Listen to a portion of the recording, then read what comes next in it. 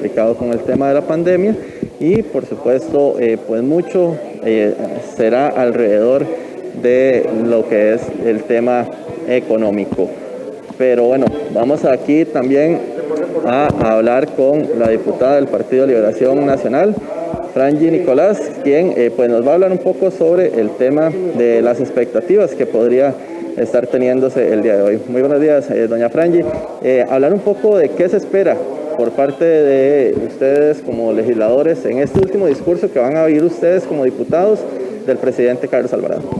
Sí, bueno, yo esperaría un discurso que se aleje de los impuestos y la obsesión que ha tenido fiscalista este gobierno y que hable más sobre la gente, sobre la necesidad del costarricense que en este momento tuvo que cerrar su negocio, sobre el costarricense que tiene casi un año de estar desempleado, sobre el costarricense que en este momento se está comiendo las uñas viendo cómo va a pagar su carro, su casa ante esta situación de pandemia, y esperaría que se hable realmente de reactivación económica que ha sido absolutamente ausente durante estos 3 años por parte del gobierno en un plan robusto para sacar al país adelante. Doña Franji, como usted lo dice, tal vez se ha enfocado mucho el tema económico, el tema de empleo público, los proyectos para que camine el crédito con el Fondo Monetario Internacional, pero tal vez la parte social ha quedado un poco de lado. Totalmente. Yo creo que este gobierno ha tenido una obsesión fiscalista, lo mencionaba al principio, creyendo que solamente a base de números y a base de resolver. Obviamente hay una situación de crisis en el Estado que hay que resolver, pero también hay que hablar de la crisis del bolsillo del ciudadano, de la crisis que están pasando los hogares. Y esa parte le ha faltado muchísimo a este gobierno, esa agenda de rostro social que piense propiamente en la gente que conforma este gran país que en este momento está sufriendo. Perfecto, doña Franji, la dejo porque ya está también iniciando lo que es la sesión solemne entonces de esta rendición de cuentas del tercer año de mandato de Carlos Alvarado. Ya también pues vemos cómo se van pues desarrollando la situación en el pleno legislativo. Así que bueno, también vamos a estar viendo esta señal. Vamos a ver ya donde el mandatario Carlos Alvarado saluda al nuevo directorio legislativo que fue electo este pasado 1 de mayo. Vemos el saludo entonces del mandatario a el resto de lo que es este plenario, este nuevo directorio, y vemos ya en este momento lo que es la señal en vivo de esta rendición de cuentas.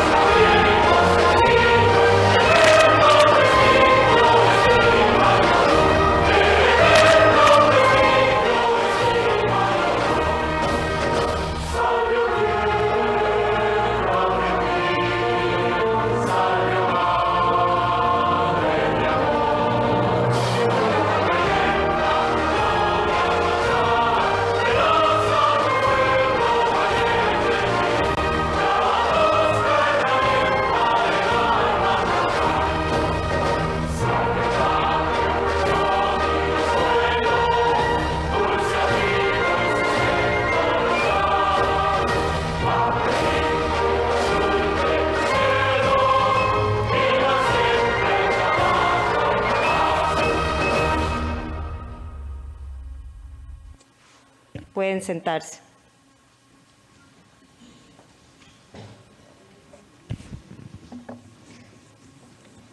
Según mandato constitucional, el presidente de la República, señor Carlos Andrés Alvarado Quesada, se dirigirá a las señoras diputadas y a los señores diputados en ocasión de la entrega de su tercer informe sobre los diversos asuntos de la administración, el estado político de la República y proponer las medidas para la buena marcha del gobierno, el progreso y bienestar de la nación. Bienvenido, señor presidente.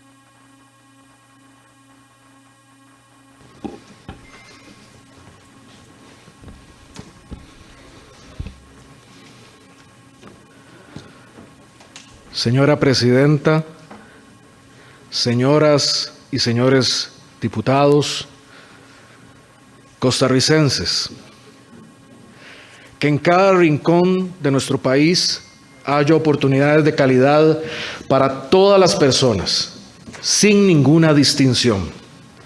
Este es el objetivo fundamental que debemos perseguir hoy y en las próximas décadas. Somos capaces de soñar en grande y de hacer en grande. Esa debe ser nuestra meta común. El esfuerzo a lo largo de 200 años de generaciones costarricenses tiene que ser recompensado con un presente y futuro de esperanza para este pueblo excepcional. Esa es hoy nuestra mayor responsabilidad, la que abordaré en este mensaje al país sobre el Estado de la República y los asuntos de la administración. En este bicentenario, la dirección, claridad y trabajo son la responsabilidad del gobierno, en conjunto con este Congreso y las fuerzas políticas y nacionales que representamos.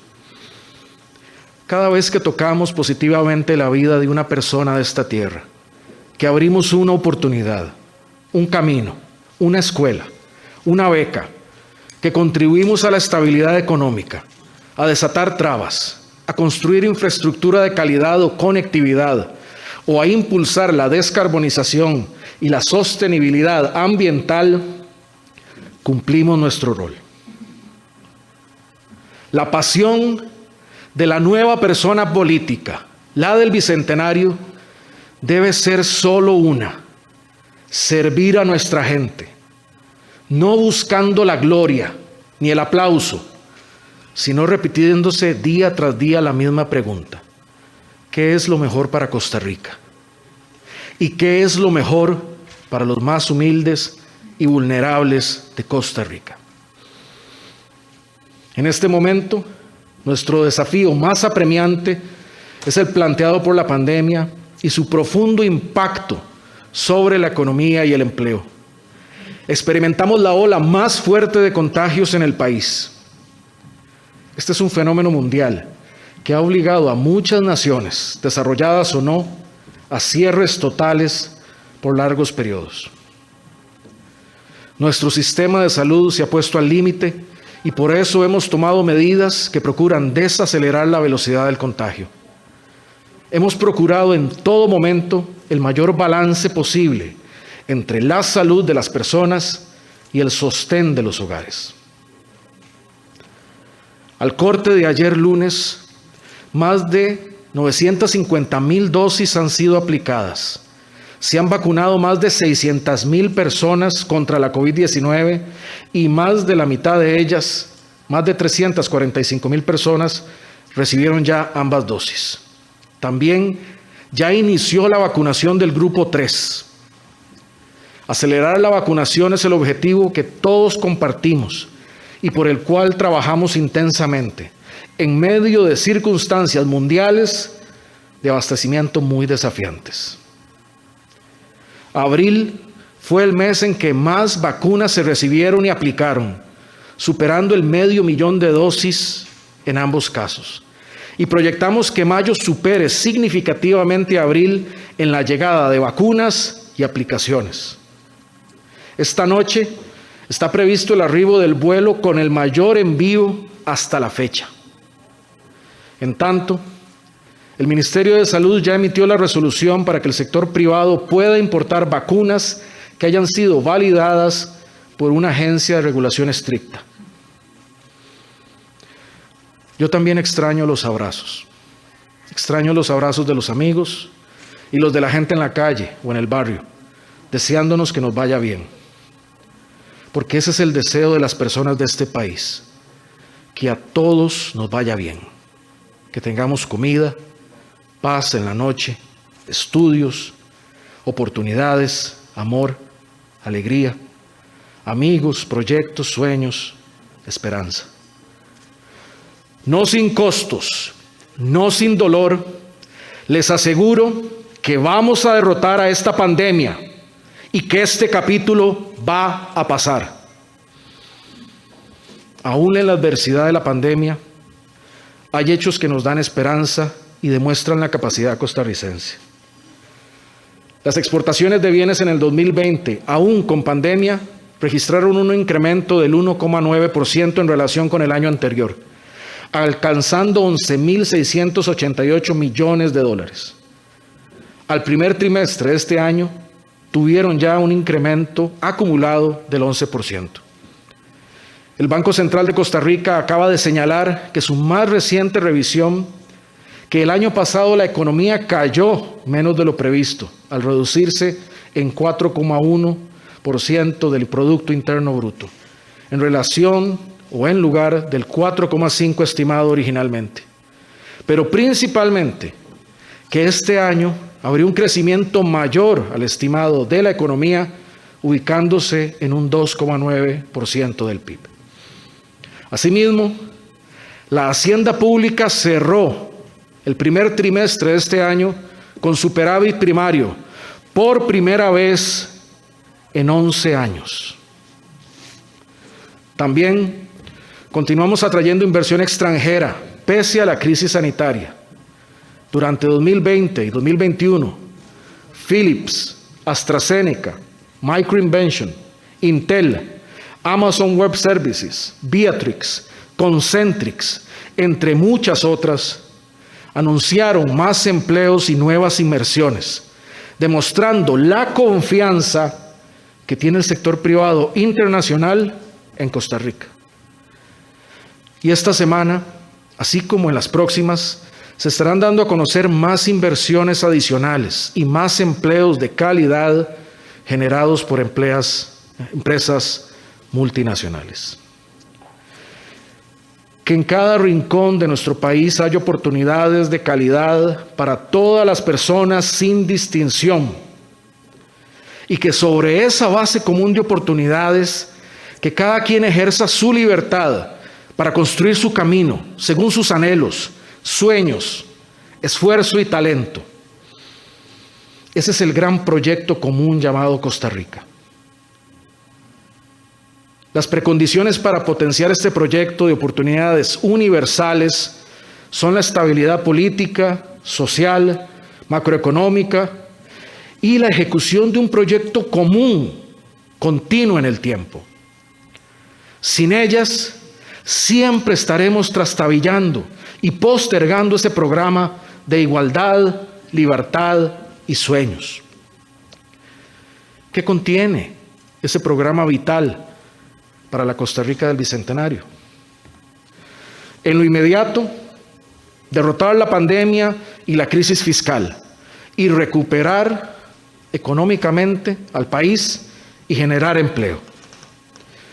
En lo trascendente y con estabilidad, desplegar el plan de 2050 de universalidad y oportunidades de calidad, de sostenibilidad vía descarbonización, digitalización y descentralización, operado por personas que estén al servicio del país con vocación y eficiencia de servicio, más que con ambiciones egoístas.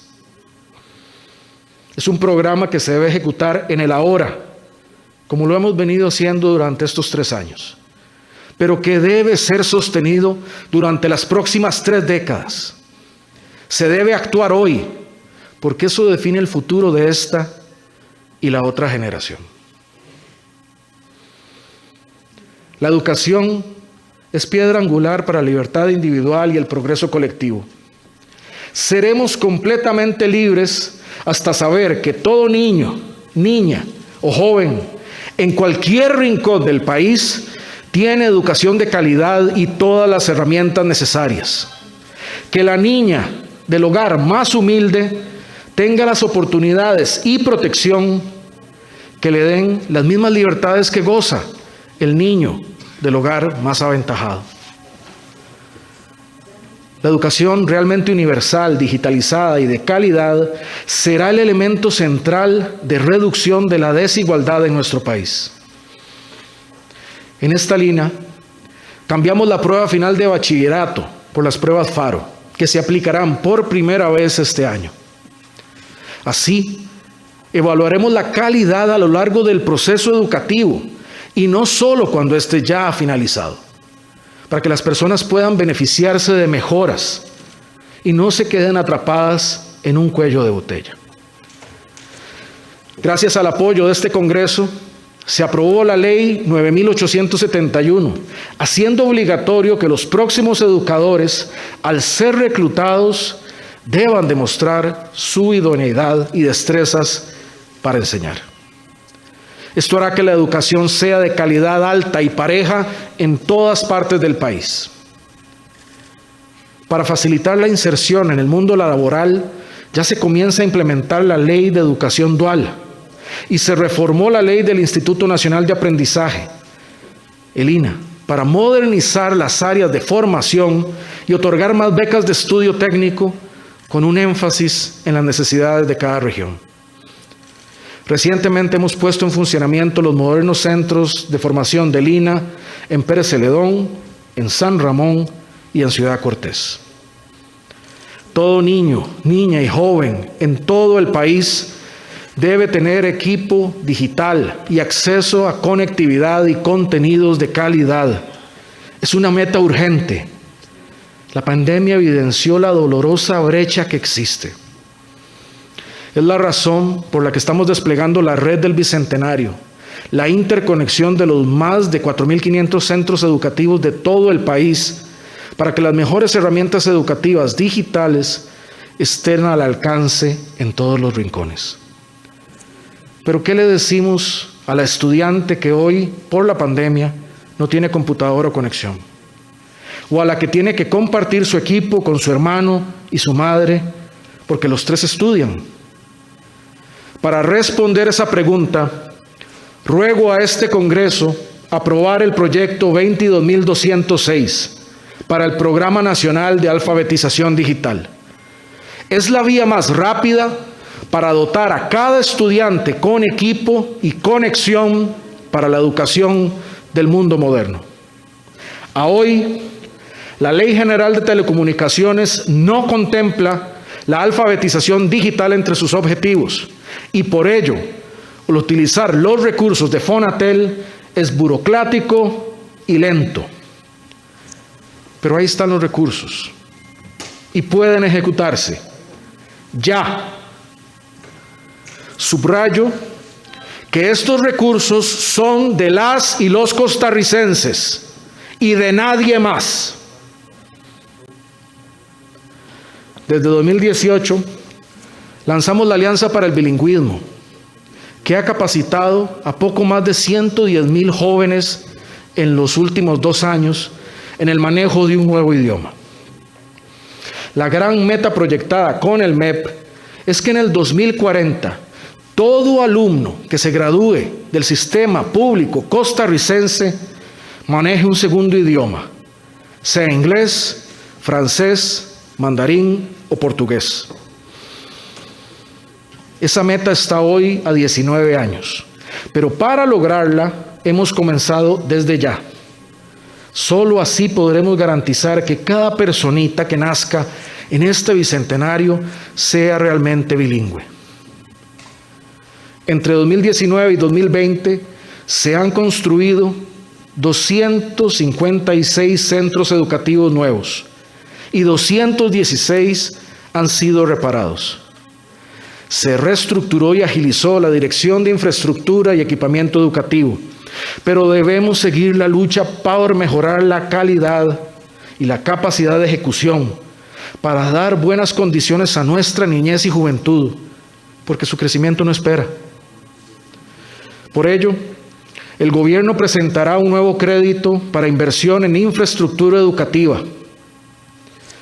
El tiempo no alcanzará para que nuestro gobierno logre ejecutar ese crédito, pero le dejaremos a la próxima administración la herramienta para seguir adelante con este sueño de igualdad de oportunidades en todos los rincones.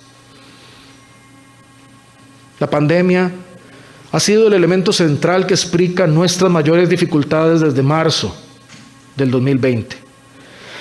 Bajo la misma concepción de libertad e igualdad, se ha trabajado incansablemente para proteger la salud de todas las personas en todos los rincones del país, combinando las medidas preventivas, la atención en hospitales y la vacunación. Ha sido complejo enfrentar este insidioso virus, al mismo tiempo que se procura lo mejor para la salud mental de la población y balancear las medidas para enfrentar la pandemia con el funcionamiento de nuestra economía. Mi agradecimiento eterno y absoluto a todas las personas que trabajan en la primera línea de protección de Costa Rica, así como al sector privado, que ha afrontado la pandemia con resiliencia y valor, conservando empleos. El país ya ha adquirido 7 millones de dosis para 3,5 millones de personas mayores de 18 años. De las vacunas de Pfizer, BioNTech, AstraZeneca, Oxford y del mecanismo COVAX. Fuimos el 7º país del mundo en recibir vacunas. Nuestras reuniones con fabricantes y con gobiernos han sido constantes, porque sabemos que acelerar la vacunación nos permitirá afrontar mejor la pandemia. Pero el principal cuello de botella es la disponibilidad de vacunas. En primer lugar, la capacidad mundial de producción está por debajo de las necesidades. Pero además, los países ricos tienen el 16% de la población mundial y han acaparado el 54% de la producción global de vacunas. Hemos señalado este hecho en los foros internacionales y hemos pedido mayor justicia. Según las proyecciones actuales, terminaremos de vacunar a las personas mayores de 65 años al 15 de mayo y todo el grupo 2 antes del fin de junio. Como ya señalé, hemos iniciado también la vacunación del grupo 3, que tiene factores de riesgo. Todo esto con el objetivo de reducir drásticamente la hospitalización y la mortalidad. Proyectamos lograr inmunidad de rebaño en el último trimestre de este año. Nuestro sistema de salud pública ha desarrollado acciones extraordinarias en todos los niveles. Esto con acciones coordinadas del Ministerio de Salud, de la Comisión Nacional de Emergencias y la Caja Costarricense del Seguro Social, con el apoyo de muchas entidades del sector privado y municipalidades. Se transformó el Centro Nacional de Rehabilitación en un nuevo centro especializado de atención de pacientes con COVID, el CEACO. Además se vio fortalecido con 48 camas del Hospital del Trauma, puestas a disposición por el Instituto Nacional de Seguros. También se agilizó la finalización y la habilitación de la torre este del Hospital Calderón Guardia, con salas de aislamiento especializado. El Hospital Nacional Psiquiátrico habilitó 200 camas para la atención de pacientes de COVID-19. Para atender la pandemia, durante el 2020, la Caja Costarricense del Seguro Social amplió las camas de UCI de 24 a 359 en todo su sistema. En cuidados moderados dispuso de 986 camas y la semana pasada se sumaron 25 camas UCI en la recién construida torre del Hospital México. Se creó y ejecutó el Bono Proteger, dirigido a proteger a las personas afectadas laboralmente por la emergencia sanitaria. Agradezco a esta Asamblea por aprobar la ley que facultó al INS a trasladar 75.000 millones de colones para ello. Con el bono Proteger se entregaron poco más de 724.000 ayudas a través de una plataforma 100% digital construida en menos de un mes, logrando que en pandemia nadie tuviera que desplazarse a hacer trámites. Durante la pandemia hemos coordinado el ingreso ordenado de trabajadores agrícolas para recolectar las cosechas de café y otros cultivos sin generar focos de contagio.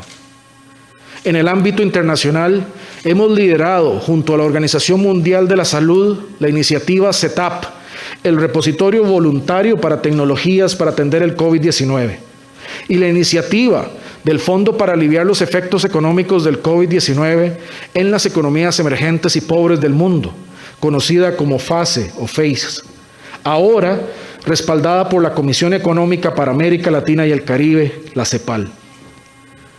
La fortaleza de la Caja nos ha ayudado decididamente a afrontar la pandemia, dando atención a las y los costarricenses sin distinción de ningún tipo. Eso muestra la importancia de protegerla y fortalecerla a través del tiempo. El 31 de julio del 2020 firmamos un acuerdo de gran envergadura mediante el cual el Poder Ejecutivo se compromete en una ruta de pago de la deuda histórica con la Caja. Como parte del acuerdo, el Ejecutivo gestionó y pagará un crédito del Banco Centroamericano de Integración Económica. Con ello, le abonará $500 millones a la Caja destinados a infraestructura, incluyendo los fondos de la construcción y equipamiento de los hospitales de Cartago, Turrialba y Punta Arenas. La Caja está desplegando un plan sin precedentes en infraestructura y equipos para beneficiar la salud en todos los rincones. Este portafolio supera los 2 billones de colones y es el más ambicioso en los 80 años de existencia de la Caja. Está en ejecución aún en tiempos de pandemia y tiene 331 proyectos activos. Además de los hospitales regionales ya citados, incluye 74 sedes de BAIS, 37 sedes de áreas de salud en todo el país. Ya en 2020 se recibieron los nuevos servicios de emergencias del Hospital de San Carlos. Y estamos muy cerca de finalizar este año la nueva edificación del Hospital México. Además, durante este año se comprará el terreno para el esperado Hospital de Limón. La mayor obra de infraestructura pública que se podrá construir es devolverle la confianza a la ciudadanía en que sí podemos, construir infraestructura en tiempo, costo y calidad. Eso lo dije el 8 de mayo del 2018. A hoy ya se han entregado las obras del paso a desnivel de garantías sociales y el de la rotonda del Bicentenario en Guadalupe, el puente sobre el río General y el puente binacional en Zigzaola. La ruta Garza-Nosara está finalizada y la ruta Paquera-Playa Naranjo se encuentra recién terminada. Asimismo, se han colocado más de 600 kilómetros de sello asfáltico en rutas nacionales que estaban en lastre. Solo en Guanacaste se han sellado asfálticamente 261 kilómetros de rutas que antes eran motivo de polvo en verano y huecos en invierno. La circunvalación norte tiene un 80% de avance y ya firmamos la ampliación del contrato que permitirá completarla tras 40 años de espera. La ansiada ruta La Angostura en Punta Arenas ya inició obras, al igual que avanza la rotonda de la Bandera, los tramos Barranca Limonal, Cañas Limonal, las obras en la Ruta 1 y los pasos elevados de Taras La Lima en Cartago. La Ruta 32 en Limón cuenta con un 40% de avance y antes de finalizar el año deberemos tener garantizados los fondos de sus obras complementarias. La carretera a San Carlos ya tiene financiamiento y una ruta clara para su conclusión en 2025. Está en firme la adjudicación del paso a desnivel de La Galera, así como los contratos de los diseños y construcción de los pasos subterráneos en Los Hatillos. A esto debemos sumar la construcción de 30 delegaciones policiales nuevas y 8 centros cívicos por la paz a través de todo el país, con una inversión de $100 millones gracias al crédito del Banco Interamericano de Desarrollo, del BID, aprobado por esta Asamblea Legislativa. De forma similar, en materia de agua y saneamiento, se avanza con la construcción de 32 obras de agua potable y 6 de saneamiento que generarán cerca de 3.000 empleos directos. Destaca la ampliación del acueducto metropolitano, el alcantarillado sanitario de San José y el proyecto de reducción de agua no contabilizada, así como los acueductos nuevos o renovados para la provincia de Guanacaste. Se agregan a esto los proyectos de acueductos o de saneamiento en localidades como Cañas, Bagaces, Nicoya, Ciudad Neily, Ciudad Cortés, Quepos, Manuel Antonio, Limón, Cóbano y Turrubares, así como en 10 territorios indígenas. Rutas y conexión, agua y seguridad de calidad para todas y todos, en lo urbano y en lo rural. Con satisfacción podemos decir que hemos reactivado la construcción de infraestructura como no ocurría hace muchos años. Pero aún falta, y estos esfuerzos deben ser sostenidos en el tiempo. ¿Qué le respondemos al niño que aún va a la escuela por camino de lastre y que se ensucia su uniforme por barro o por polvo? Lo haremos enviando al Congreso un crédito para que la próxima administración pueda seguir con la tarea de tratar con sello asfáltico toda la red nacional que hoy está en lastre. Al ritmo que hemos llevado, a más tardar en 2026, toda la red nacional contará con sello asfáltico y el lastre será cosa del pasado. Este crédito también contempla la mejora de puentes en todo el país y la construcción de la radial de Desamparados. Durante este año avanzaremos vía concesión de obra pública con el proyecto de ciudad-gobierno en las cercanías de Plaza González Víquez.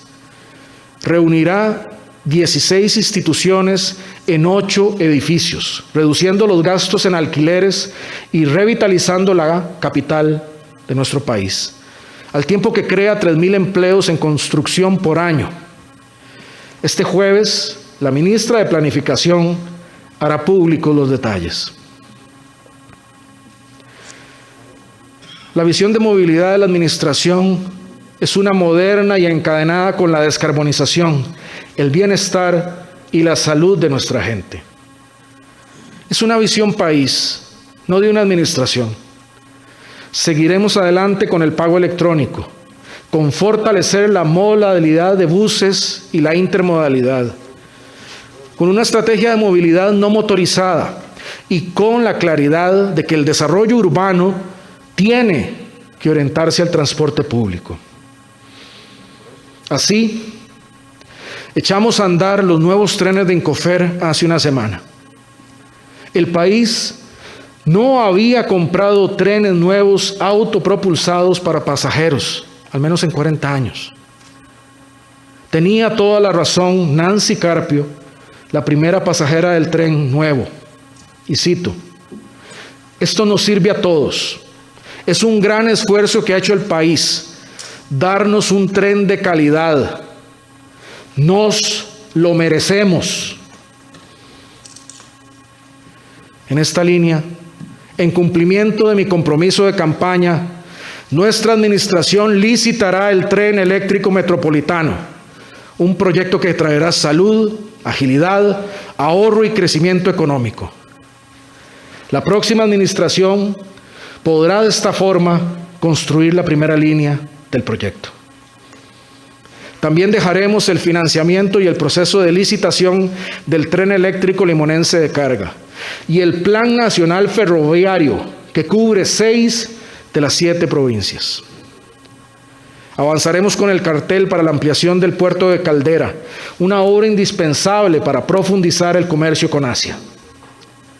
Para septiembre de este año, iniciaremos con la adjudicación de concesiones de la sectorización, con los nuevos criterios de calidad y con las modernizaciones para hacer la transición a movilidad eléctrica y mejor calidad de servicio. En este sentido, necesitaremos el apoyo de este Congreso para aprobar un proyecto de modernización para el transporte público de buses que enviaremos este mes.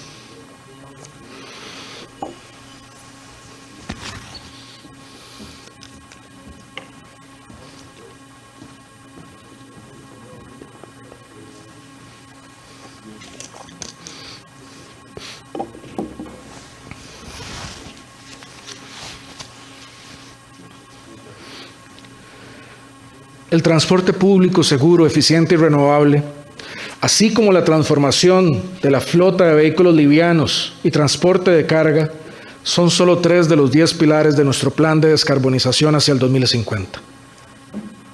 La crisis climática puede hacer que el planeta no sea habitable para nuestros niños y niñas, y que se pierda la biodiversidad y los hábitats, que se eleven los niveles de los mares, y que sea cada vez más difícil producir alimentos.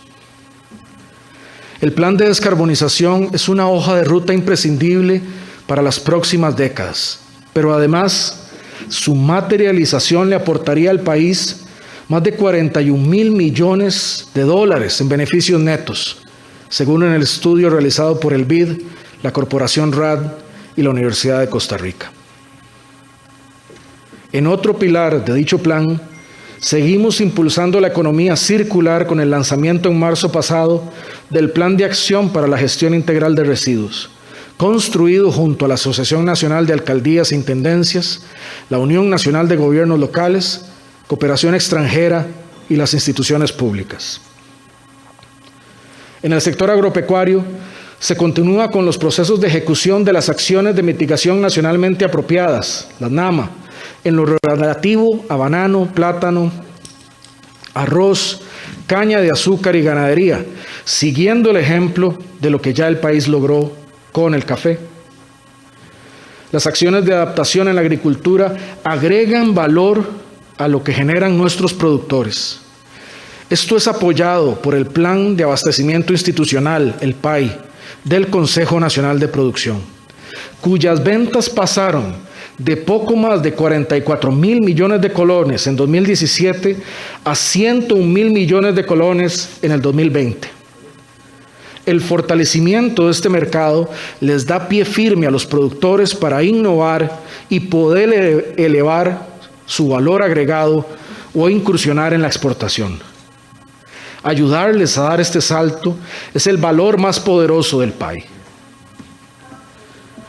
El futuro de nuestra agricultura está en la digitalización, la agricultura de precisión, la adaptación climática y en entender que el crédito al agro no es un crédito como los demás, es crédito para producir lo que comemos en tiempos de riesgo climático, para mantener la vida digna en nuestros campos, sin forzar a las personas a dejar la tierra y migrar. En materia energética, avanzamos con la construcción de la Estrategia Nacional de Hidrógeno.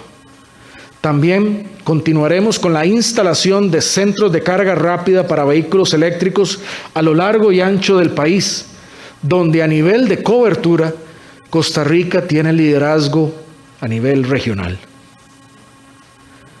Los avances en el pilar de soluciones basadas en la naturaleza incluyen la creación de una nueva categoría de manejo, los parques nacionales urbanos, con el objetivo de conservar ecosistemas en la ciudad y el lanzamiento del programa Huella del Futuro para reforestar con 200.000 árboles la zona norte y dar empleo a mujeres.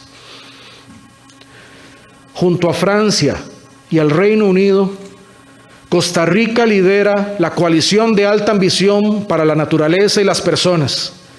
La iniciativa impulsa que al 2030 el 30% del territorio terrestre y marino del planeta esté protegido, siguiendo la recomendación científica de que esta es la ruta para proteger la vida en la tierra.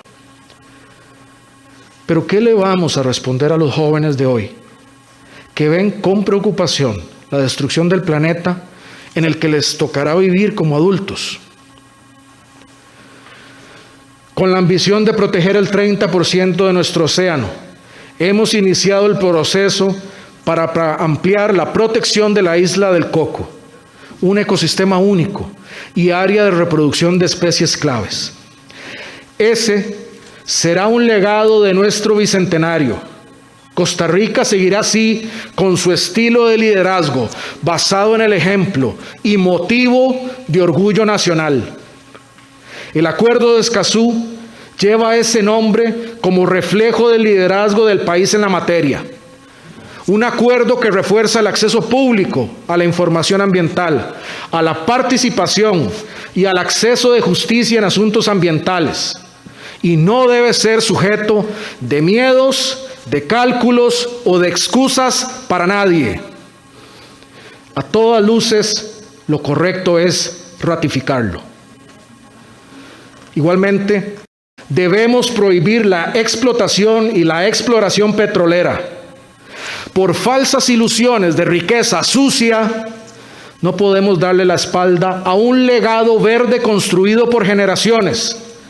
Cuando el mundo entero hoy se aleja del petróleo y ve a la Costa Rica verde como referente mundial. Desde 1977, arrastramos la situación de la tierra en los territorios indígenas, generando dolor e incertidumbre para cientos de personas en las comunidades. Ya está en la última etapa de conformación el fideicomiso para materializar el plan de recuperación de tierras indígenas, al cual me he comprometido a inyectar recursos adicionales en el presupuesto 2022. En paralelo, trabajamos con los 24 territorios y 8 pueblos indígenas en la elaboración participativa de la Política Nacional de Pueblos Indígenas. Además de la pandemia y de la estabilidad económica, el problema de nuestro país más grave y cercano a nuestro pueblo es el desempleo. Y lo empeora su persistencia en el tiempo, pues desde hace ya una década ha registrado tasas superiores al 10%, que son aún más graves a nivel territorial.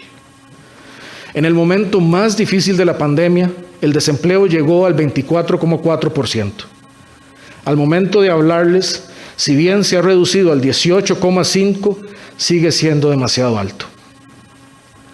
Hemos impulsado acciones desde el Instituto Costarricense de Turismo para impulsar la mayor atracción posible de turistas nacionales y extranjeros para apoyar al sector, el más golpeado por la pandemia.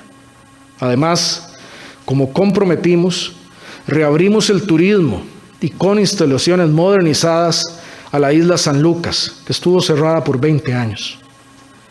El Banco Central ha implementado mecanismos para ampliar el crédito y permitir mayores readecuaciones de los bancos a las empresas. Desde el pico más alto de desempleo por la pandemia, son ya casi 270,000 las personas que han vuelto a estar ocupadas. Tenemos 7 meses consecutivos de reducir la tendencia del desempleo, pero aún falta un largo trecho por recorrer. A esto se suman 2 grandes retos estructurales de larga data: empatar las ofertas de empleo con las capacidades de la población y lograr un crecimiento de las opciones productivas más allá del gran área metropolitana.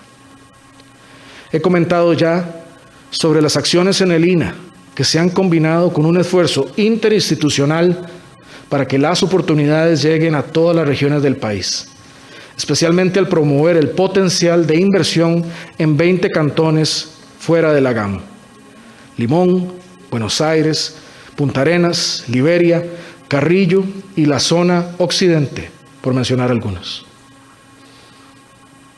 El reto es que todos estos esfuerzos lleven a un verdadero desarrollo nacional, que no se queden primordialmente en una zona, sino que cubran todas las regiones.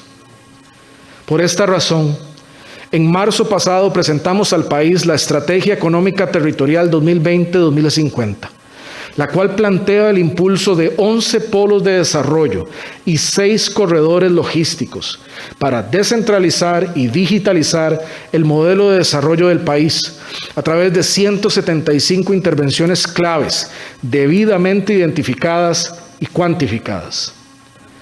Aspiramos al establecimiento de un polo agrícola logístico en Guápiles, uno turístico portuario en el Golfo de Nicoya y uno marítimo logístico en Quepos, Parrita y Uvita, por citar 3 ejemplos.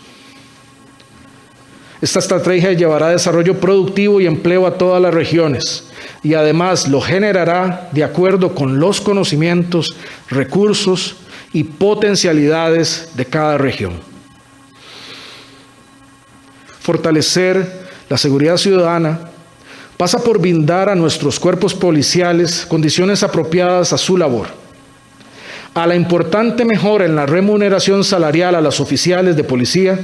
Sumamos en el 2020 una importante modernización del equipamiento con recursos propios y cooperación de gobiernos amigos. Se adquirieron 3 modernas lanchas para operativos de rescate, combate al narcotráfico y protección de los recursos marinos, y se repararon otras 4. Se sumó la primera aeronave policial equipada para traslados médicos, 100 motocicletas de 650 centímetros cúbicos y se fortaleció el Centro Policial Binacional Costa Rica-Panamá, único en el nivel latinoamericano. En el Cantón de Punta Arenas hemos desarrollado una estrategia integral para la prevención de la violencia, con la acción conjunta del gobierno local, organizaciones de la comunidad, las instituciones del sector social y los equipos de seguridad ciudadana. Pronto habrá entre El Roble y Barranca un nuevo centro cívico y me he comprometido a generar las condiciones para llevar empleos a la zona franca durante este último año. La respuesta a la pandemia por sí sola demandó la realización de 132 megaoperativos, además de una intensa acción diaria. En este contexto, las autoridades policiales lograron consolidar lo ya avanzado en la tasa de homicidios, con 11,2 por cada 10.000 habitantes. Se mantuvo en el 2020 en el nivel del año precedente. Dolorosamente, sufrimos 3 femicidios más que en el 2019. En los delitos contra la propiedad que más afectan a la ciudadanía, las denuncias por asaltos contra las personas bajaron en 5.963 y los hurtos disminuyeron en 6.992. Los robos a viviendas se redujeron en 1.976 casos y los robos y tachas de vehículos combinados fueron 2.428 menos que el año anterior. El trabajo articulado de todos los cuerpos policiales permitió incautar 71 toneladas de drogas, marcando el 3er año consecutivo con un récord en este campo. Pero, así de exitosos debemos ser en otro aspecto del combate al crimen organizado: el lavado de dinero. Solo en 2020 hubo 550 reportes de operaciones sospechosas que se plasmaron en 266 informes presentados al Ministerio Público para que determine si abre una causa penal. Quiero ser categórico. Como país, es imperativo que golpeemos las actividades de lavado de dinero. El lavado es una grave ofensa y un riesgo a un país que trabaja con honestidad. Para ello, requerimos una acción más articulada del Poder Ejecutivo, del Poder Judicial y el Poder Legislativo, para lograr la sanción del lavado y que ahí avancemos como lo hemos hecho en incautación de drogas. Juntos podemos hacerlo.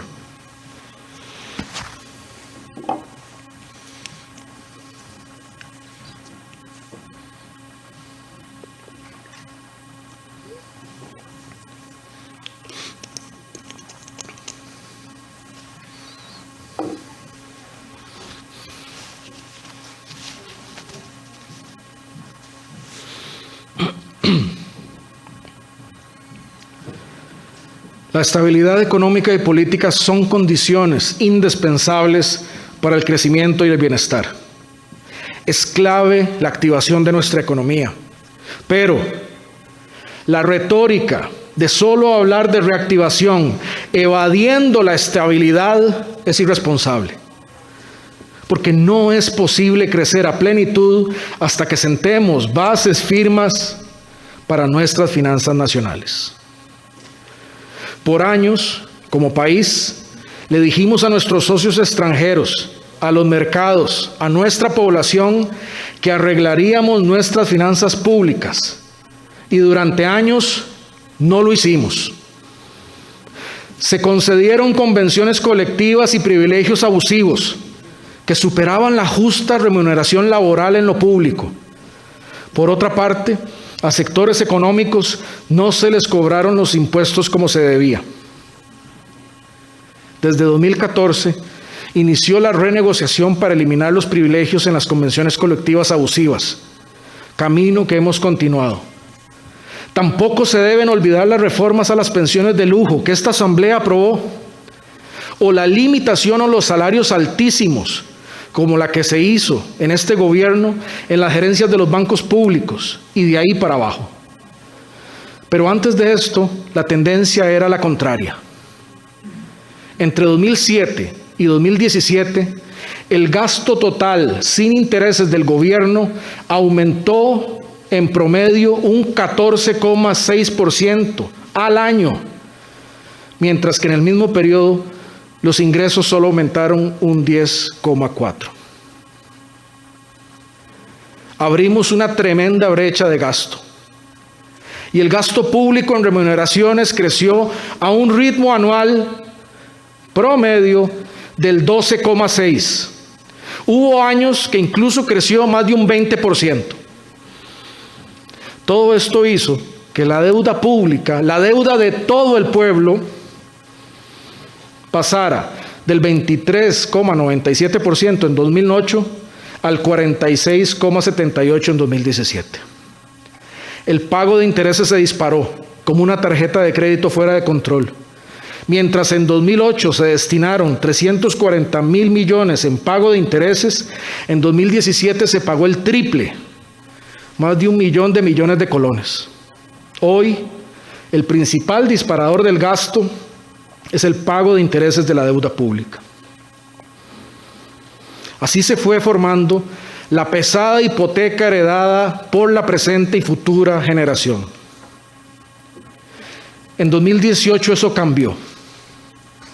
Con la valiente participación activa de este Congreso, aprobamos una reforma fiscal histórica para resolver el problema. Además, de 2018 a 2020, el presupuesto de la República solo ha crecido, sin considerar intereses, un 4%, comparado con más del 14% de la década anterior. No obstante, era imposible prever que vendría una pandemia, así como sus efectos en la economía y en las finanzas públicas, las cuales teníamos en ruta de saneamiento. Nuevamente, no nos quedamos de brazos cruzados y actuamos. Hoy, ante este Congreso, está un acuerdo negociado con el Fondo Monetario Internacional, que es la vacuna para la estabilidad que necesitamos. La necesita el presente, la necesita la futura generación y todas las personas a través del país. Quiero ser categórico. No avanzar en esta agenda es el riesgo más inminente y grave que se cierne sobre Costa Rica. El acuerdo con el fondo no implica el despido de nadie, no implica la reducción salarial para nadie, no privatiza ninguna institución, no toca el IVA ni grava a los más pobres. Pero sí reduce el gasto público, principalmente a la vez que genera ingresos solidarios y progresivos, como en el caso de los tributos a las casas de lujo, los premios de lotería, las remesas o la renta global.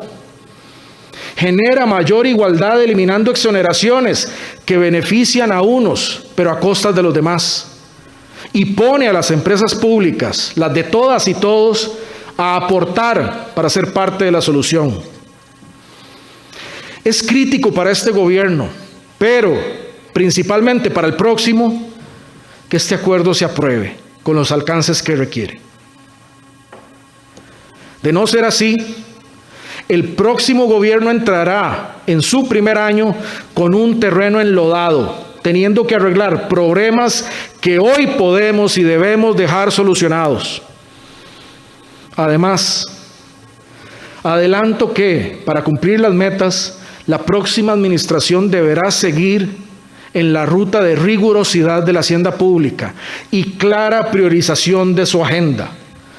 No hay margen para tanteos, indisciplina o despilfarros. Pude haber evitado el costo político de enfrentar de lleno este tema en mi último año de administración. Pero ese cálculo no lo hago, ni lo haré, porque sería traicionar al país al que juré servir. La salud de nuestras finanzas públicas no es un fin en sí mismo. Es la forma para que tengamos los recursos sanos para hacer realidad sin penurias nuestros anhelos como sociedad. Pido, por lo tanto, respetuosa y enfáticamente a este Parlamento la aprobación del acuerdo con el FMI y su agenda adjunta. La agenda de reforma y mejora continua que impulsa la administración debe seguir. Una agenda que tiene un viento de cola positivo por nuestro ingreso a la OCDE, primer país de Centroamérica en hacerlo y cuarto en Latinoamérica, foro donde nos comparamos con las democracias y economías más desarrolladas. Por ejemplo, usando los exigentes estándares OCDE, simplificamos el registro de moléculas para controlar plagas y en 40 días hábiles ya se inscribió la primera nueva molécula, algo que por años, más de 11, fue imposible. Desde mi óptica, la reforma al reglamento legislativo y la reforma al empleo público son dos de las grandes reformas de Estado que hasta ahora se legarán. La primera, porque permite hacer las reformas necesarias de forma democrática, más rápida y sin tanto obstruccionismo. La segunda, porque moderniza el servicio público y procura su eficiencia y equidad.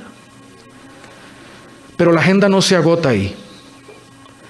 En las próximas semanas y meses, espero que se apruebe el proyecto de ley de contratación administrativa para agilizarla y hacerla más transparente, así como la ley que reforma el exceso de trámites y requisitos, para también agilizar la relación entre lo público y lo privado, relación que aspiramos sea de sinergia y no de antagonismo.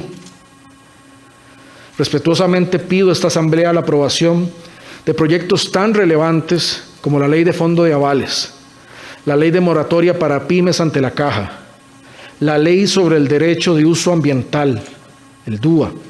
Asimismo, una ley para que los precios de medicamentos sea menor, la ley para la prohibición de la exploración y explotación petrolera, la ley para la pesca de atún y la nueva ley para el transporte público en buses.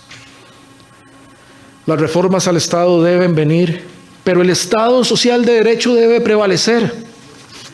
Por eso, a pesar de recortes y contención de gasto, hemos sostenido los programas sociales como becas, comedores y ayudas económicas a las personas más vulnerables. Hemos aprobado una reforma fiscal y negociado un acuerdo con el Fondo Monetario Internacional y hemos demostrado que es posible enfrentar la crisis fiscal sin desmantelar el Estado social de derecho.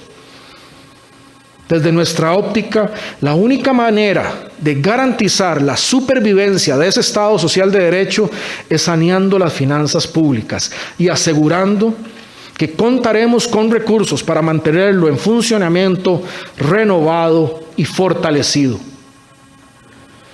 El éxito de las instituciones está tanto en su diseño y mejora constante como en el buen liderazgo político, claridad de objetivos y probidad de quienes las dirigen. El gobierno es resultado tanto de las instituciones como de las personas a cargo, y eso aplica para las instituciones de todos los poderes de la República. Quiero ilustrar a qué me refiero. El Instituto Costarricense de Electricidad es empresa clave para seguir llevando conectividad en la era digital y para la descarbonización con energías limpias y renovables. Creo en un ICE público y moderno en un ámbito de competencia. Pero más aún, creo en un ICE bien manejado. El esfuerzo de esta administración con el ICE ha sido devolverle su solvencia y capacidad de desarrollo para el país. A pesar de la pandemia, en el 2020 el Grupo ICE alcanzó el margen operativo y el margen EBITDA más alto de los últimos 5 años, a raíz de las acciones que se han ejecutado para garantizar su sostenibilidad financiera a largo plazo. En agosto del 2020 culminó la renegociación del Fideicomiso 1 de Reventazón para mejorar el flujo de caja y reducir el riesgo cambiario. Se ajustó la compra de energía a los generadores privados a la necesidad real del país. El ICE vendió bienes en desuso, renegoció las comisiones con terceros, redujo alquileres, digitalizó procesos, mejoró controles a las compras y abrió una movilidad voluntaria. Se detuvo el proyecto de Iquis en un contexto de excesiva capacidad instalada y que hubiese aumentado la deuda de la institución en $1.700 millones. Sus estados financieros consolidados del 2020 serán publicados de acuerdo con las normas NIF, cumpliendo con el hito clave en materia de transparencia y solidez. La reducción de tarifas eléctricas en más de 10% se logró gracias en mucho a estas acciones. Se trabajó duro por 3 años para llegar a esto. Pero tenemos que aprender del pasado, en el cual se adoptaron decisiones que afectaron el interés público a esta empresa estatal de todas y todos. Se compró la empresa privada Cablevisión de Costa Rica en 2013, la cual en los últimos años acumula una pérdida neta de más de 6.000 millones de colones. Está en curso una investigación sobre las circunstancias de esta compra. Antes, en 2010, la directriz 15 MINAE llevó a su máxima capacidad la participación del sector privado en la generación eléctrica, al mismo tiempo que se aumentó la participación de las cooperativas de electrificación rural. Esto sumado a la entrada de operación de nuevas plantas del ICE, todo lo que ocasionó un crecimiento de la capacidad instalada muy superior a las necesidades energéticas. Y mucho de lo anterior se trasladó a las tarifas. Es decir, intereses particulares prevalecieron sobre el interés público.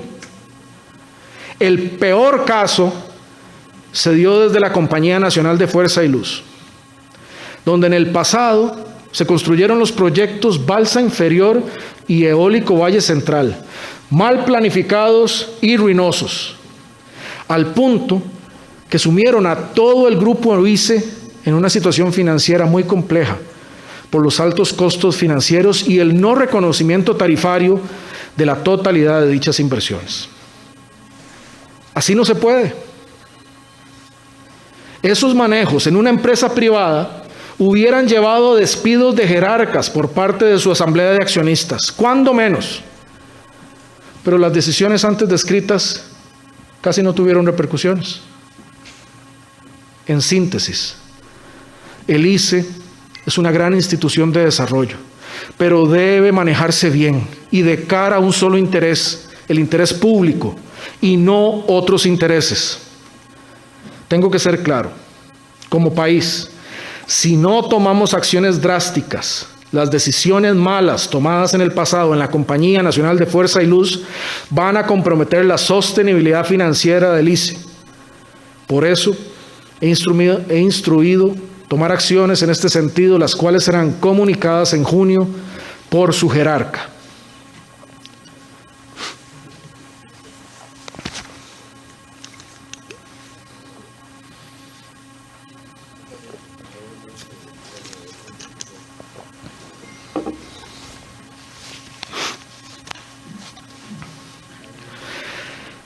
En el caso de la Junta Administrativa, Portuaria y de Desarrollo Económico de la Vertiente Atlántica, JAPDEVA, es complejo y da para mucho debate. Lo cierto es que, al firmarse el contrato en 2012 para el funcionamiento de la terminal de contenedores de Moín, lo que se concretó ahí fue el traslado del 84% de la carga y el 80% de los ingresos de JAPDEVA a la TCM, a cambio de un canon. Se cedió un negocio público a un privado sin una compensación adecuada y sin garantías de mejoras tarifarias y mejor operación. Además, sin un plan claro de transición de JAPDEVA. Así, al iniciar operaciones la TCM en febrero del 2019, JAPDEVA se topó de frente con la caída masiva de sus ingresos y el mantenimiento del mismo nivel de gasto. Hoy la realidad es que las tarifas de la TCM son más caras que antes y la terminal, a 2 años de su entrada en operación, ya está llegando a su saturación operativa. Como gobierno, en representación del Estado que firmó ese contrato, velaremos por su cumplimiento, pero no podemos dejar de mencionar esta realidad. JAPDEVA no fue manejada en los últimos 20 años con criterios de eficiencia y valor público. Entre 2012 y 2019, la entidad tuvo una planilla promedio anual de 1.291 personas. En otros puertos y autoridades portuarias de Centroamérica, el peso de la planilla es de entre el 20 y el 30% del presupuesto. En JAPDEVA era del 65%. Lo anterior revela que en JAPDEVA la planilla se convirtió en un fin en sí mismo. No se contrataba con criterios de eficiencia o con criterios del desarrollo de Limón en la mira, sino con criterios clientelares y populistas. Esto sin ahondar en lo que se convirtió la convención colectiva de la institución. En 2019, con una institución inmersa ya en una grave crisis, fue necesario tomar decisiones categóricas. Se generó la discusión responsable con los señores y las señoras diputadas, que llevó a la ley 9764, la cual permitía la transformación de JAPDEVA y, sobre todo, abrió una verdadera posibilidad de buscar su recuperación para y por Limón. En mayo del 2020, y con 5 meses de realizar acciones contundentes, los resultados iban hacia la estabilización de los nuevos negocios, reducción de gastos en 46%, especialización de terminales de JAPDEVA, una en carga, otra en turismo, eliminación de duplicidades de funciones y ejecución de los proyectos del canon. Sin embargo, la institución enfrentó un embargo preventivo de sus cuentas por parte de su sindicato por un viejo litigio. El mayor riesgo de cierre técnico de JAPDEVA lo generó su propio sindicato. Luego de casi un año, hace apenas 14 días, se recuperaron los fondos embargados, lo que permitirá retomar el camino de mejora y transformación.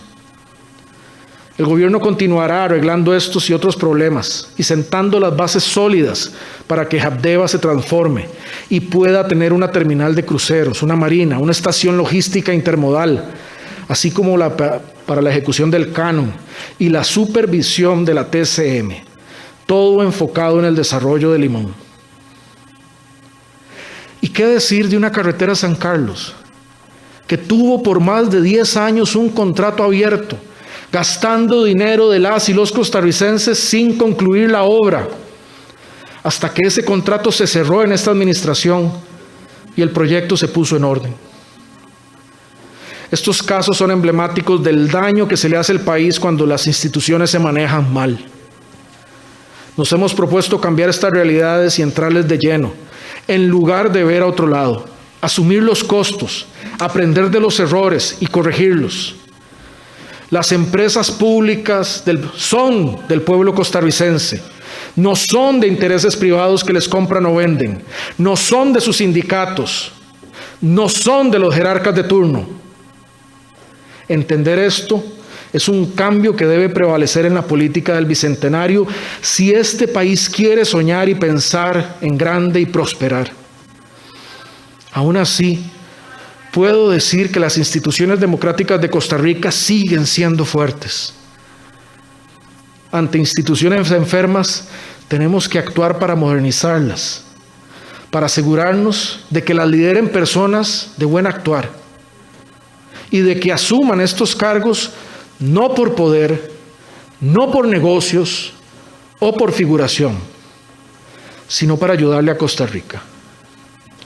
La persona política del Bicentenario debe tener como única obsesión servir y ser útil, y al serlo, al ver el fruto de su trabajo en el bienestar de otros, que sea ahí donde reciba su verdadera paga, la más excepcional, la que va al espíritu y al sentido de propósito y del deber cumplido. Solo así se puede soñar en grande, sin ataduras. Costarricenses, como gobierno, hemos seleccionado los problemas a enfrentar de acuerdo con su urgencia e importancia para el país. Si aún no hemos abordado algún problema, no ha sido por evadirlo, sino porque hemos estado enfocados antes en un problema de mayor magnitud nacional. Los hemos abordado poniendo énfasis en soluciones y asumiendo costos y riesgos políticos poco usuales en nuestro medio. Ante los enormes desafíos que nos ha tocado acometer, nos hemos concentrado en dar respuestas y no en buscar culpables. Esto ha hecho posible que avancemos. Nos hemos guiado por nuestro objetivo de arreglar problemas que afectan a la gente, la de hoy y la del futuro. Y no nos hemos salido de nuestro contrato con la ciudadanía, nuestro plan de gobierno. No nos hemos escudado ni nos escudaremos en el discurso de la ingobernabilidad. La gobernabilidad depende de la clase gobernante, depende de nuestra voluntad, de elevarnos sobre nuestro interés inmediato, sectorial o electoral, el que sea, y trascender a construir eso que bien llamamos patria. Aún en el debate acalorado y con madurez, hemos reconocido que la única forma de avanzar es la sinergia entre el legislativo y el ejecutivo. Se pudo haber escogido otra ruta, pero tendríamos 3 años de paralización. Gracias a Dios, ese no ha sido el caso. Nuestro énfasis ha sido impulsar soluciones haciendo caso omiso a la nefasta psicología tradicional y destructiva de oposición versus gobierno. El pueblo, por medio de su voto, conformó la estructura partidaria del poder legislativo y una cabeza en el ejecutivo. Sensibles y respetuosos a esa decisión del pueblo, hemos actuado. Estos conceptos son la interpretación de la etapa que vive nuestra democracia. El multipartidismo que prevalece ya hace 2 décadas nos tiene que hacer madurar y entender la gobernanza en cohabitación. Puede que haya llegado el momento de discutir y repensar nuestra Constitución para la época que vivimos, donde se reconozca un modelo semiparlamentario para gobernar, una identidad digital y derechos digitales para la modernidad, el cambio climático y la descarbonización y la sostenibilidad, el reconocimiento en igualdad de los derechos humanos de absolutamente todas las personas y la igualdad real entre hombres y mujeres como impostergable. No concibo futuros gabinetes que no sean paritarios. Para estas discusiones también es menester madurez. Basamos nuestra acción en información rigurosa, datos, historia y creatividad, no en camisas de fuerzas ideológicas o dogmas. En el mundo de hoy, la ideología se ha tornado en la mecanización de las ideas y no en el ejercicio del pensamiento. Por eso, no me sorprende ver que la izquierda me llame neoliberal y la derecha me llame comunista. Lo que no cambia son los principios.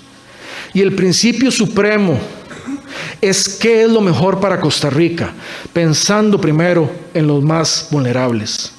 Si este maravilloso país va a ser más desarrollado para todas y todos por doquier, lo será con sus propias reglas, rompiendo moldes y creando los propios. La ideología importada o la repetición de consignas sin ideas o pensamiento propio no son la ruta costarricense. De ahí que sea tan importante para nosotros como pueblo crear y gestionar nuestro propio programa de desarrollo al 2030, al 2040, al 2050. Al 2021 debemos cumplir con la estabilidad económica, vencer al COVID-19, recuperar empleos, sentar las bases de la mejora decisiva del transporte público en sus distintas facetas y ampliar la protección marina del país. Al 2022, una red educativa digital para los 4.500 centros públicos del país y una sana transición democrática política que ahuyente el populismo nefasto. Al 2023, un superávit primario de las finanzas públicas, gracias a lo que decidamos en las próximas semanas, que trace la salud de nuestra economía y un buen futuro a los jóvenes y más vulnerables. Al 2025, la primera línea del tren metropolitano eléctrico. Al 2026, toda la red de caminos nacionales con sello asfáltico. Al 2030, a más tardar, la eliminación de la pobreza extrema gracias a la política social de precisión que hemos desarrollado en los últimos 7 años, así como una reducción drástica de la desigualdad gracias a la empleabilidad y a la educación y salud de igual calidad en todos los rincones. Al 2040, que todo graduado de la educación pública sea bilingüe. Al 2050, una economía que culmina su proceso de descarbonización con sostenibilidad, con respeto pleno a los derechos humanos, sin pobreza, con igualdad de oportunidades, donde las desigualdades que existan no se deban a la falta de oportunidades, sino al esfuerzo y talento de quienes quieran sobresalir. En ese 2050, un país con 11 polos de desarrollo descarbonizados, digitalizados y descentralizados, que generan bienestar en todo el territorio, para todas y todos, a partir de la estrategia económica territorial para una economía inclusiva y descarbonizada. Y para el 2121, que las y los costarricenses que vuelvan a ver 100 años atrás, estén orgullosos de nosotras y nosotros, sus bisabuelos, orgullosos de lo que hayamos hecho. Esas deben ser las pasiones de las nuevas personas políticas del Bicentenario. Respetadas señoras diputados, respetadas señoras diputadas, nos queda por delante un año más de trabajo. Que cada minuto rinda, que cada día sea largo, porque el año parecerá corto. Pero si en 3 años, juntas y juntos, hemos hecho tanto, en medio de tanta adversidad, démonos la oportunidad de que este año restante sea tanto más productivo que los anteriores. La labor que seguiremos haciendo este año será esa que hará historia y recibirá agradecimiento en el futuro. Una vez más, con humildad, aquí está mi mano abierta. No importa si simpatizan conmigo o no. Lo que importa por mucho es superior. Es Costa Rica. Muchas gracias.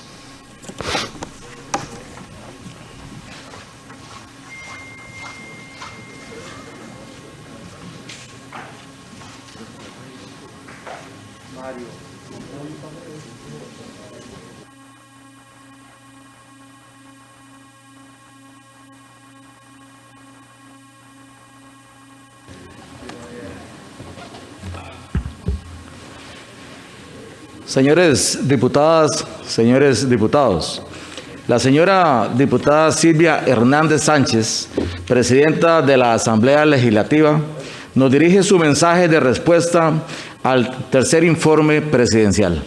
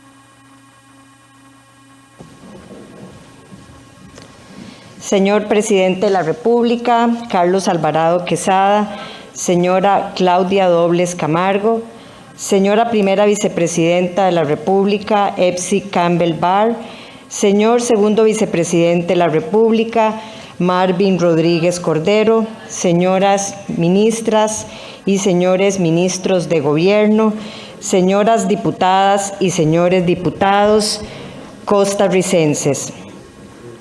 La administración Alvarado Quesada ha progresado de manera importante en temas clave para el desarrollo de Costa Rica, como lo es, por ejemplo, la infraestructura. En este tema se han materializado proyectos como los pasos a desnivel de las garantías sociales y del Bicentenario, y los avances en Circunvalación Norte, que aunque han tenido traspiés, esperamos que continúen decididamente y esté pronto al servicio de todas y todos los habitantes del país. Asimismo, esta administración ha acompañado el proceso de incorporación a la OCDE, estando en la recta final para su finalización. Esta incorporación asegura que Costa Rica recibirá acompañamiento a la hora de desarrollar políticas públicas, con el fin de tener las mejores prácticas y contar con un sello de garantía de eficiencia del Estado, elevando la imagen de nuestro país y haciéndolo partícipe de distintos foros de discusión sobre políticas públicas modernas y eficientes. Retomar este proceso fue un verdadero acierto, que nos ayudará a tomar las grandes decisiones que el país deberá implementar con la ayuda de la técnica y la experiencia. Además, debo apuntar que la administración Alvarado ha avanzado en el proceso de negociación con el Fondo Monetario Internacional. Decisión correcta si queremos encaminarnos en la senda de recuperación económica y fiscal. Igualmente, celebro el superávit primario que el país registró para el primer trimestre del año. Sin embargo, aún queda mucho camino por recorrer en este tema. Esperamos la materialización de la senda de recuperación fiscal en proyectos y acciones concretas que muestren la verdadera voluntad del Poder Ejecutivo de liderar un proceso que demanda diálogo, negociación y, ante todo, el entendimiento de que el objetivo principal es llevar bienestar a cada uno de los hogares costarricenses. Señor Presidente, esto es lo que puede esperar de mi presidencia legislativa, lo mismo que he practicado en mi papel de diputada o jefa de fracción. Apertura para construir, firmeza para señalar aquello que deba ser corregido y determinación para llevar a buen puerto los acuerdos que alcancemos. Una democracia sólida como la nuestra requiere de los pesos y contrapesos que la división de poderes nos confiere. Por esto, señor Presidente, debo señalar que a pesar de estos logros, hay elementos que me preocupan del rumbo en el que está transitando el país. Su administración ha caminado de la mano de la falta de transparencia e improvisación, lo que irremediablemente ha causado graves desaciertos que complican la situación del país. En esta Asamblea Legislativa hemos presenciado cómo en algunos momentos decisivos la falta de coordinación del Poder Ejecutivo con el Legislativo ha entorpecido el avance de proyectos clave, como lo señalaron varios jefes de fracción en su discurso del pasado 1 de mayo.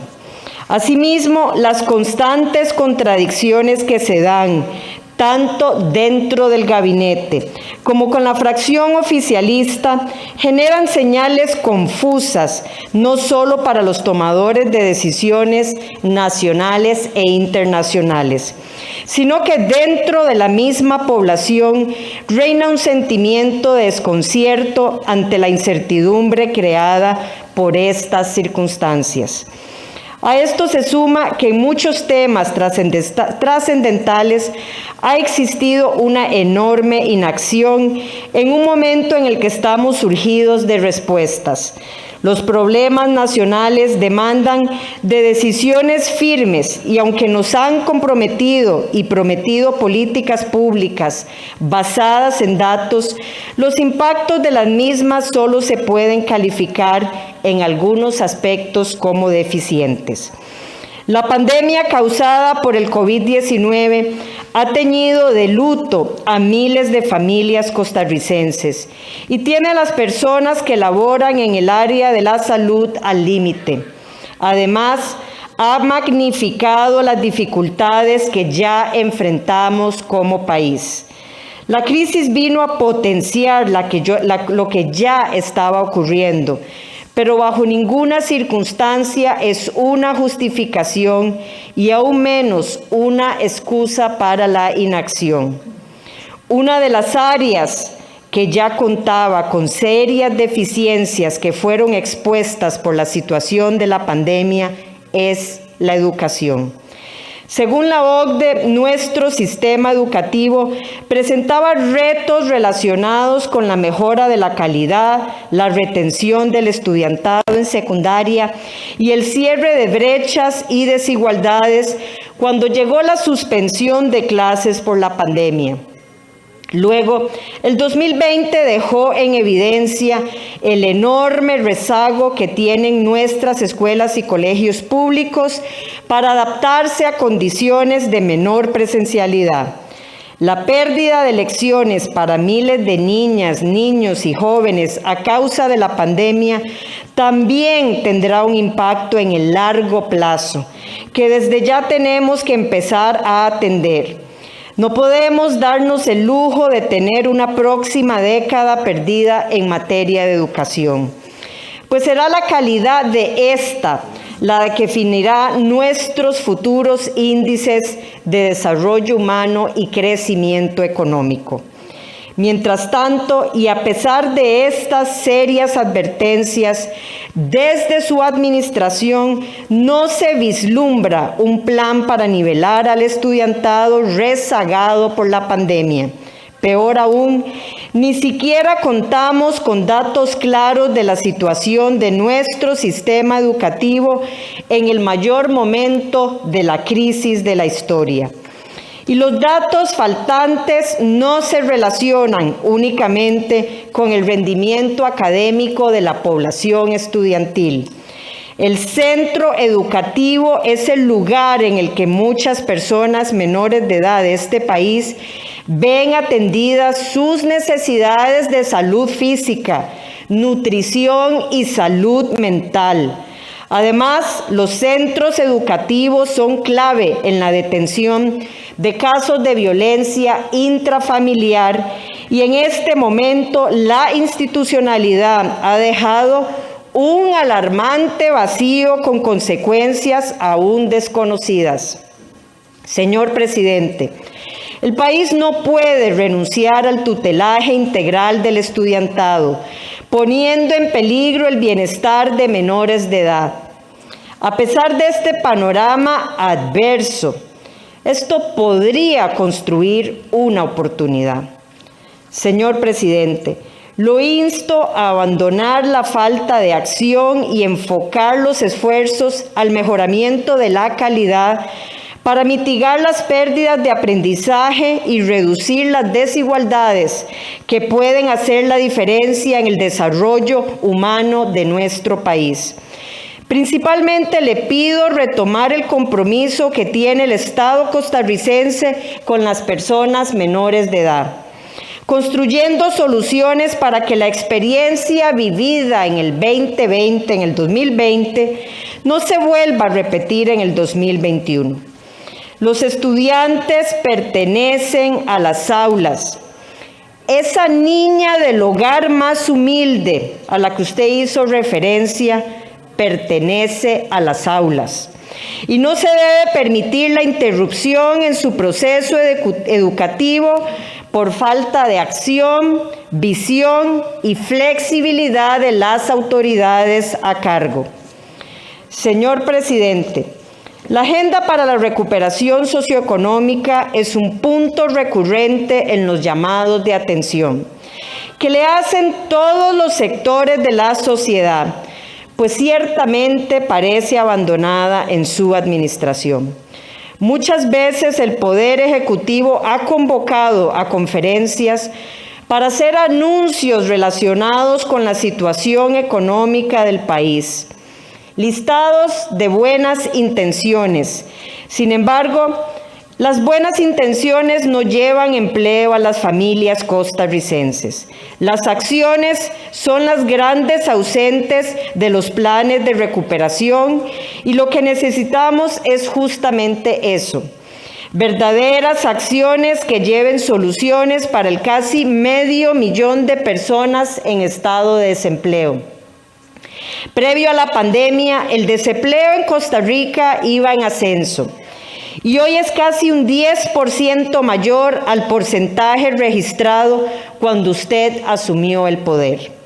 Y aún con las mismas y más recientes y optimistas proyecciones de crecimiento, el Fondo Monetario Internacional proyecta que Costa Rica tendrá la segunda menor tasa de crecimiento en Centroamérica.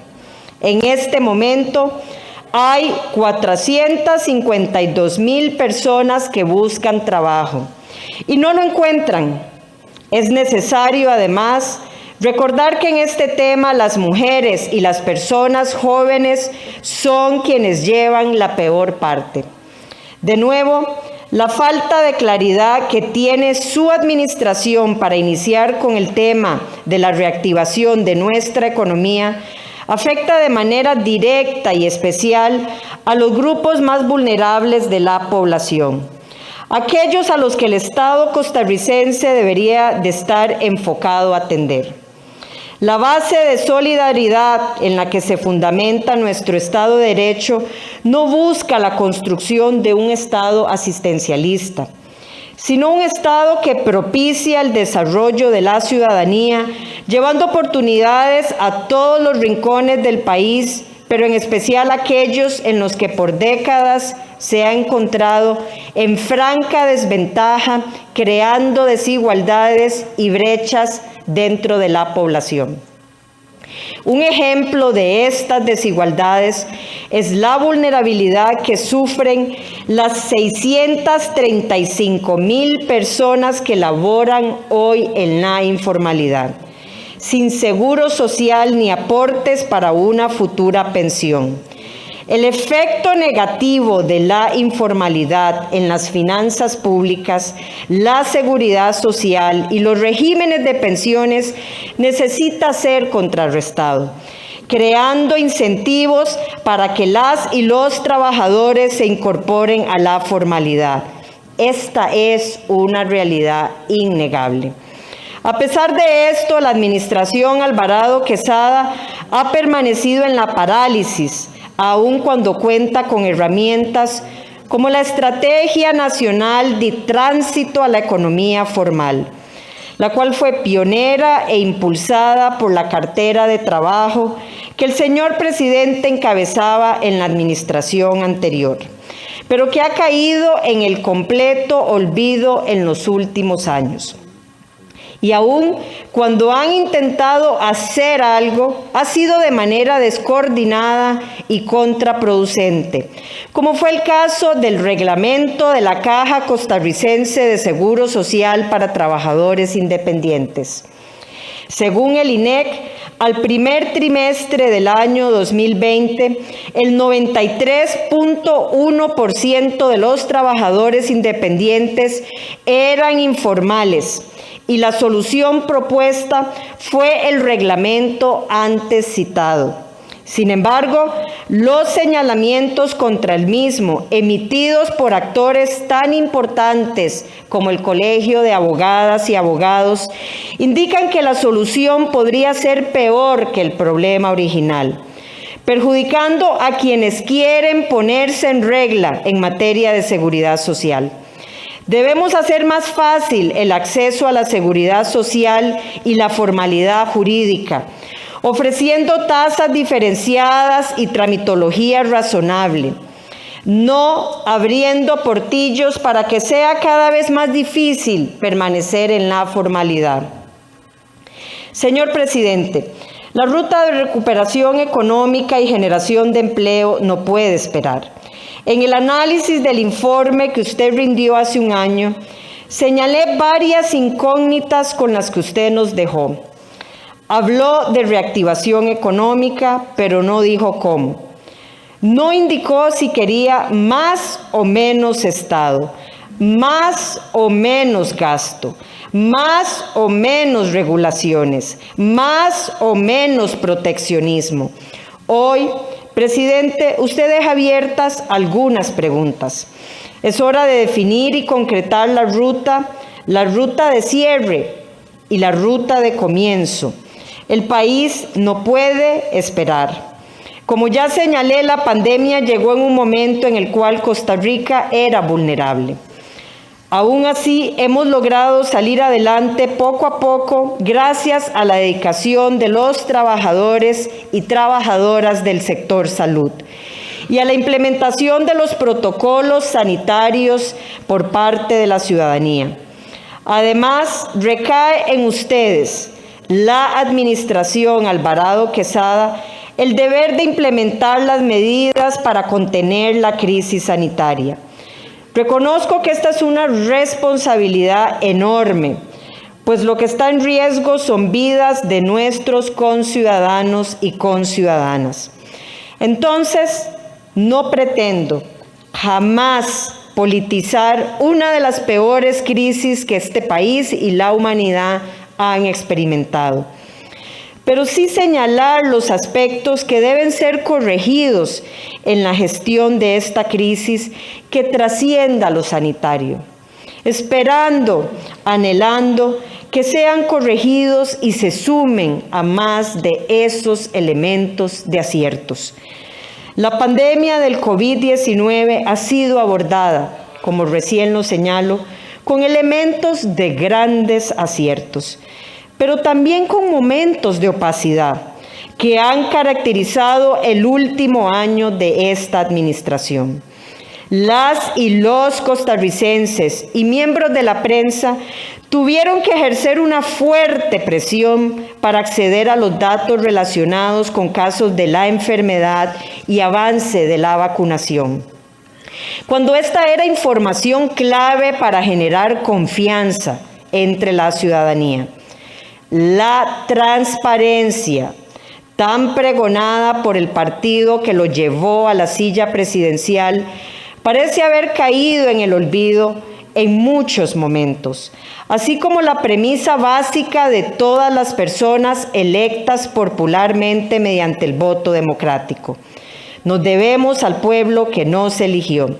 Señor presidente, las y los ciudadanos merecen saber con exactitud los datos relacionados con la pandemia y medidas sanitarias que serán implementadas en un tiempo oportuno para disminuir la incertidumbre en la cual no podemos triunfar como país. Además, es imposible ignorar los múltiples casos de compras irregulares con fondos públicos desde la Caja Costarricense del Seguro Social. Es inaceptable que personas se aprovechen de una situación de emergencia y que los jerarcas de la institución lo premien con silencio e impunidad. Por otra parte, se ha evidenciado la resistencia de esta administración a aceptar ayuda de académicos y científicos para tomar decisiones basadas en datos que permitan controlar de manera más efectiva la crisis sanitaria. Nuevamente, mi llamado es a que desde la transparencia y el diálogo se tomen las decisiones adecuadas apegadas a la ciencia y los datos. Entonces, sin ignorar la gravedad de la pandemia, debo señalar que la gestión de esta no puede poner en pausa la atención integral del accionar de la administración pública. Me causa gran pesar el manejo de las relaciones internacionales que ha hecho la administración Alvarado Quesada. Nuestro país ha mantenido una imagen internacional destacada durante décadas y esta se ha visto socavada por la inacción y la impericia durante este periodo presidencial. Es un momento clave como este en donde nuestras relaciones con otros estados y con organismos internacionales podrían estar haciendo la diferencia en la atención de la pandemia y la vacunación. Costa Rica se ha desdibujado del panorama internacional. Presidente, le insto a usted y a su gabinete a retomar las buenas relaciones que han sido construidas históricamente y vuelvan a posicionar a Costa Rica como un país que tiene una voz fuerte y coherente dentro del concierto de las naciones. Igualmente es necesario poner atención a la descarnada realidad que vive nuestro país en términos de seguridad ciudadana. Las estadísticas del organismo de investigación judicial indican que en lo que llevamos del 2021 se registran 193 homicidios, 14 homicidios más que los acontecidos en el año anterior en el mismo periodo. Esos 193 homicidios no son solo una estadística, es el dolor y la impotencia de 193 familias y de muchas comunidades tomadas por el crimen organizado y el AMPA. Presidente, es imperativo retomar el combate de la criminalidad acompañada de la prevención de la violencia y los delitos, porque el desgaste del tejido social se ve reflejado en la inseguridad, la cual se vive de manera más cruda en las zonas de mayor vulnerabilidad. La disminución de homicidios y el control del tráfico de drogas debe ser objetivos primordiales de cualquier estrategia de seguridad. Por último, hay una bomba de tiempo que se ha anunciado hasta el cansancio y desde mi punto de vista ha sido ignorada. La crisis de las finanzas de varias empresas del Estado.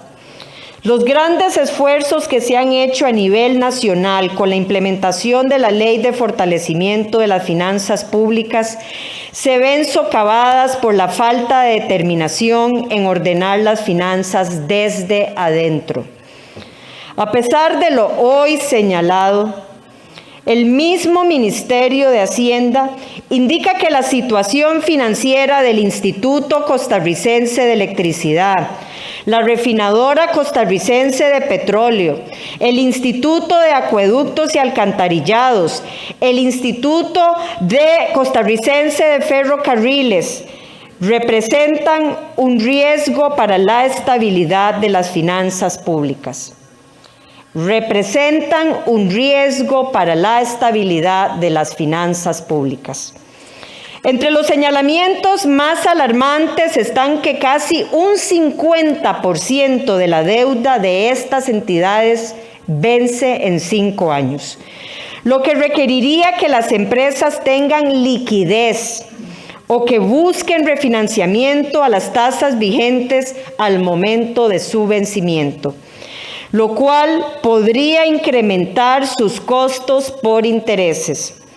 También se señala que la mayoría de las empresas públicas no financieras no cuentan con una estrategia de endeudamiento de mediano y largo plazo que permita orientar la toma de decisiones en materia de deuda y la contracción de crédito. Además de estas 4 empresas, como ya es conocido, 3 de ellas presentaron pérdidas durante el 2019. La misma promesa de revisarlas se dio hace 2 años. El Poder Ejecutivo sigue titubeando, muchas veces silencioso e inactivo, ante una situación que se agrava día con día, complicando aún más la salida del país de la crisis con estas empresas. Señor presidente, Reconozco sus profundas convicciones democráticas y por eso es oportuno que recordemos que las democracias tienen sus momentos de mayor vulnerabilidad cuando la ciudadanía se siente insatisfecha y desatendida. No podemos vivir en la incertidumbre con expectativas inestables mientras enfrentamos la situación más difícil de este siglo. El pueblo costarricense le confió el mando del Poder Ejecutivo, sin saber que nos íbamos a enfrentar a una pandemia en medio de una crisis financiera y económica. Pero esa no es una excusa para seguir postergando algunas decisiones. Debemos estar a la altura del momento. Este es un momento determinante para establecer si las futuras generaciones celebrarán las decisiones que se tomaron para volver a enrumbar a Costa Rica en la senda del desarrollo o lamentarán la inacción en un momento clave. Por eso, es inaceptable que sigamos estancados en unos pocos temas. Cuando la agenda de necesidades nacionales se engrosa día a día, una lista de proyectos discutido de manera aislada, renunciando a una agenda integral, no es un plan de desarrollo integral. En su lugar, necesitamos una agenda de sesiones extraordinarias estratégica, con objetivos claros y construidos sobre los cimientos de la negociación y el diálogo. A su vez, esta agenda debe ir acompañada de la implementación expedita de las medidas que pueden colaborar con la reactivación económica, la creación de empleos y el mejoramiento de las condiciones de las personas y sectores más afectados por la crisis. Señor presidente, esta Asamblea Legislativa también dejó claras sus prioridades el pasado 1 de mayo. La mayoría de los diputados y diputadas también queremos priorizar una agenda de recuperación socioeconómica que sin duda alguna no descuide la sostenibilidad fiscal y que se permita abrir discusiones para la Costa Rica del futuro. Mi compromiso como presidenta del Poder Legislativo y coordinadora del debate es trabajar hombro a hombro para que la agenda legislativa sea una herramienta para llevar oportunidades y esperanza a las familias costarricenses. Espero encontrar en usted y su administración la apertura al diálogo, la disposición a la autocrítica. Y la voluntad de impulsar acciones concretas y claras que nos permitan finalmente encaminarnos en esa senda de recuperación. Solo así podremos realmente cumplir esa ambiciosa promesa de que en cada rincón de nuestro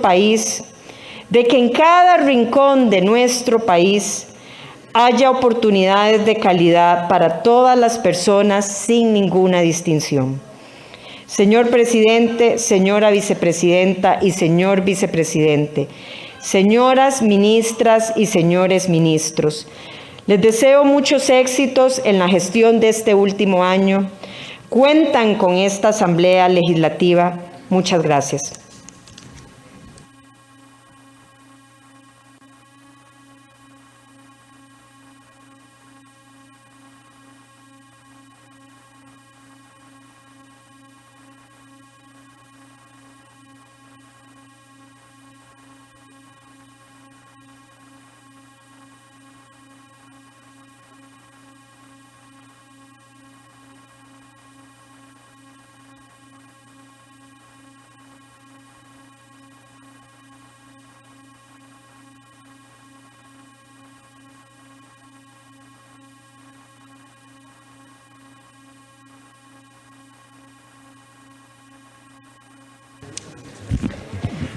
Señoras diputadas y señores diputados, les solicito ponerse de pie para despedir al señor presidente de la República, Carlos Andrés Alvarado Quesada, y a la señora Claudia Dobles Camargo. a los señores vicepresidentes de la República y a las señoras y señores ministros de Estado. Presidente. Un gran discurso. La procesión. No. La rendición de cuentas del tercer año de don Carlos Alvarado al frente del país, como ustedes pudieron observar, como pudieron oír también a través de Costa Rica Radio. El mandatario tuvo un discurso de pues prácticamente poco más de una hora. ¿Y cuáles fueron los detalles del mismo? Bueno, en cuestión de minutos lo veremos en Costa Rica Noticias al mediodía. De momento vamos a dejar acá esta transmisión y ya regresamos de lleno con todo lo que va a ser la información de este discurso en Costa Rica Noticias. Muy buenos días.